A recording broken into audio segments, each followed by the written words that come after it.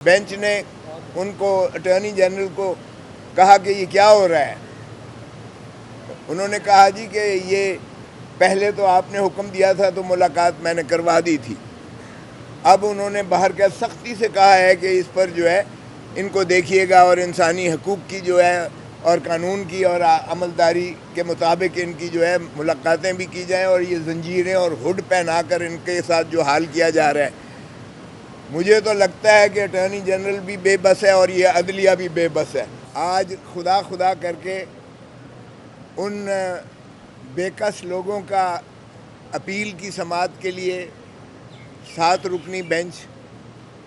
बैठी और हमने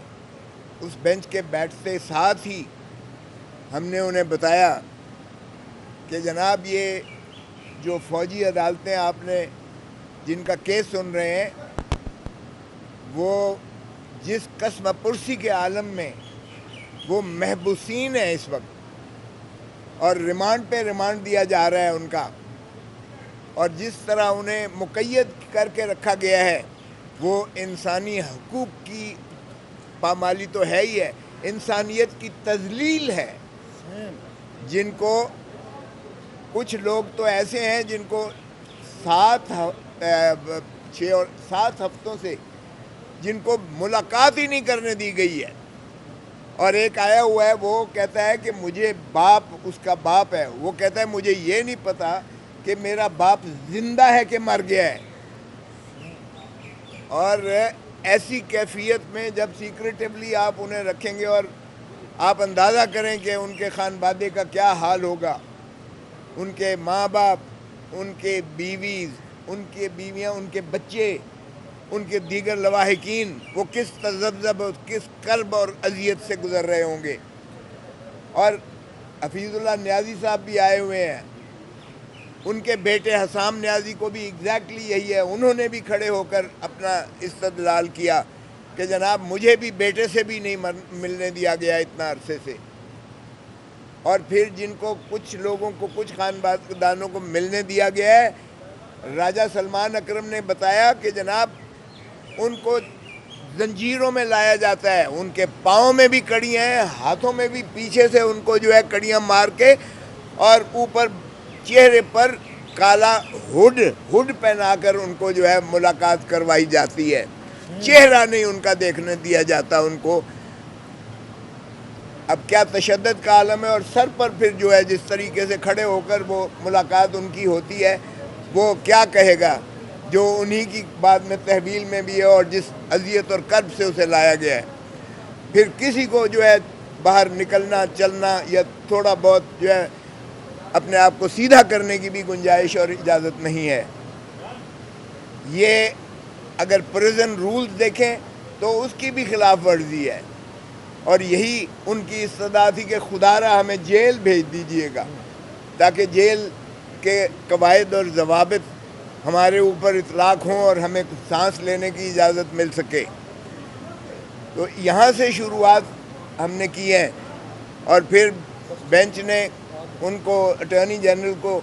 कहा कि ये क्या हो रहा है। उन्होंने कहा जी कि ये पहले तो आपने हुक्म दिया था तो मुलाकात मैंने करवा दी थी। अब उन्होंने बाहर का सख्ती से कहा है कि इस पर जो है इनको देखिएगा और इंसानी हकूक़ की जो है और कानून की और अमलदारी के मुताबिक इनकी जो है मुलाकातें भी की जाएं और ये जंजीरें और हुड पहना कर इनके साथ जो हाल किया जा रहा है, मुझे तो लगता है कि अटॉर्नी जनरल भी बेबस है और ये अदलिया भी बेबस है। इसलिए बेबस है कि अगर बार बार कहने की ज़रूरत पड़ती है कि ये इनके साथ सलूक करें,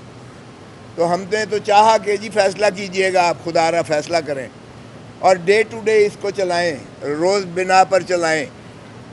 और एक जज साहब, शायद वहीद साहब ने ये कहा कि आप ज़रा स्कोप देख लीजिएगा इस अपील का जो आप अटॉर्नी जनरल को कहा। 2 एतराज़ात बुनियादी हुए। एक कि वफाक ने जो अपील करनी थी, वफाक को मुस्तफ़ा इम्पैक्ट्स केस में उसकी तारीफ़ सुप्रीम कोर्ट कर चुकी है कि वफाक का मतलब काबीना और वज़ीर आज़म है।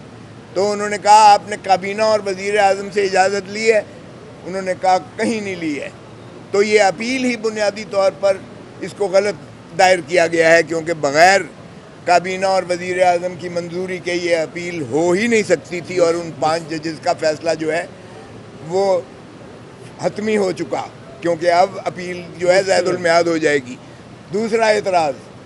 اسی کے جسٹس منصور علی شاہ صاحب نے جو پریکٹس اینڈ پروسیجر ایکٹ کی جو فل کورٹ نے سنوائی کی تھی، اس کے پیرا 14 میں اس کے حدود و قیود کو متعین کیا گیا ہے۔ اس میں یہ نہیں ہے کہ آپ دوبارہ سب کچھ پڑھیں گے،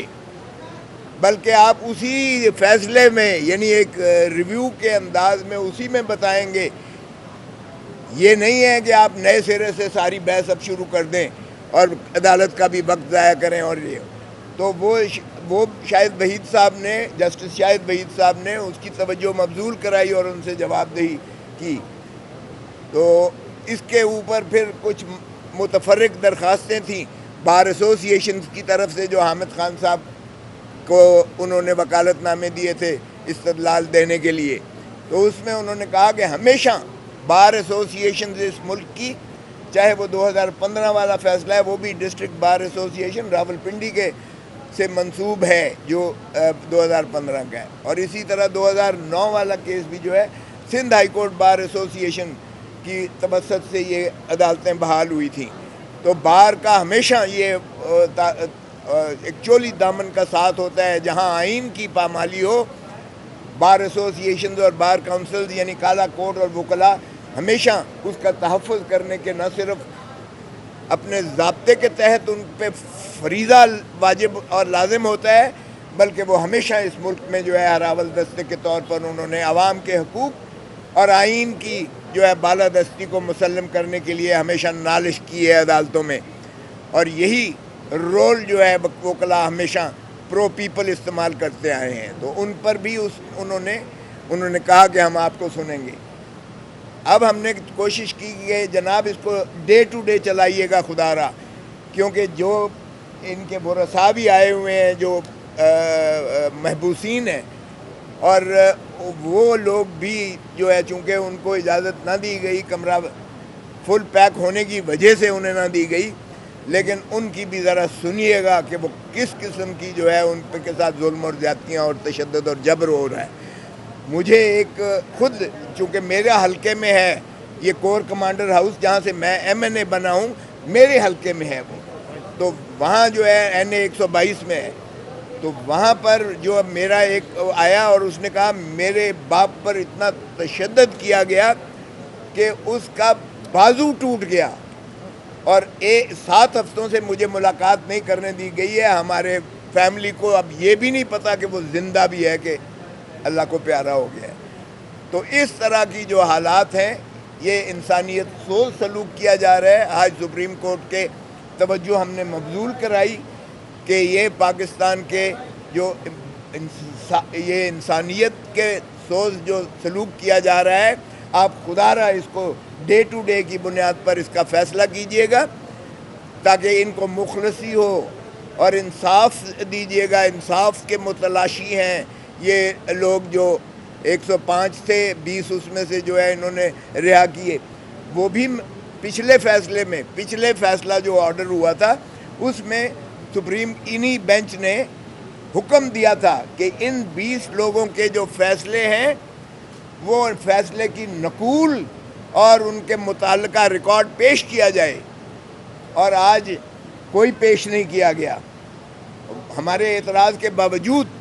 تو فرمانے لگے کہ کیا آپ اس کو چاہتے ہیں کہ یہ ہم اس بنا پہ التوا کرتے ہیں؟ ہم نے کہا نہیں، آپ کم از کم اپنے فیصلے پر تو عمل درآمد کروائیے گا، اس لیے کہ فیصلہ یہ لکھتے ہی نہیں ہیں، یہ فوجی عدالت نہیں ہے، یہ کورٹ مارشل جو ہے یہ عدالت ہی کہنا اس کا جو ہے میں سمجھتا ہوں یہ عدلیہ کی تضحیق ہے۔ آئین کے اندر آرٹیکل 175 کے تابع یہ نہیں ہے عدالتیں، یہ کوئی فیصلہ نہیں لکھتی ہیں، دلیل نہیں دیتی ہیں، ایک گلٹی ناٹ گلٹی کر کے۔ آج بھی ہم نے کہا فیصلہ تو کم از کم دیجیے گا تاکہ آپ بھی دیکھ سکیں کہ یہ کون سا انصاف کے ایوان ہیں کورٹ مارشل کی جو آپ عدالتیں کہہ رہے ہیں، جس پہ آپ نے معطل کر دیا اس آرڈر کو اور انہیں اجازت دے دی کہ آپ جو ہے ٹرائل چلائیں لیکن فیصلہ حتمی نہیں کریں گے، اور 20 کا آپ نے کہا کہ فیصلہ کر کے ان کو، اور انہی کا بھی آرڈر نہیں آ رہا ہے، تو ہم نے کہا ذرا دیکھ لیجئے گا، آپ کو نظر آ جائے گا کہ کس طرح سے انصاف کی دھجیاں اڑا کے کس طرح انصاف کو پامال کرتے ہیں۔ تو وحشیانہ جو بربریت روا کی جا رہی ہے وہ ویسے تو سارے ملک کی ماشاءاللہ ہے، لیکن بالا ترین عدالت سے ہمیں انصاف کی توقع ہے۔ اب 11 تاریخ اس پہ دی ہے انہوں نے، اور ہم نے استدعا کی ہے خدا را اس کو ڈے ٹو ڈے روزانہ کی بنیاد پر سن کر اس کو یکسو کیجیے گا، اس کا فیصلہ کیجیے گا پاکستان کی عوام، اور پاکستان کا آئین بھی آپ سے متقاضی ہے کہ انصاف دیجیے گا پاکستان کے شہریوں کو۔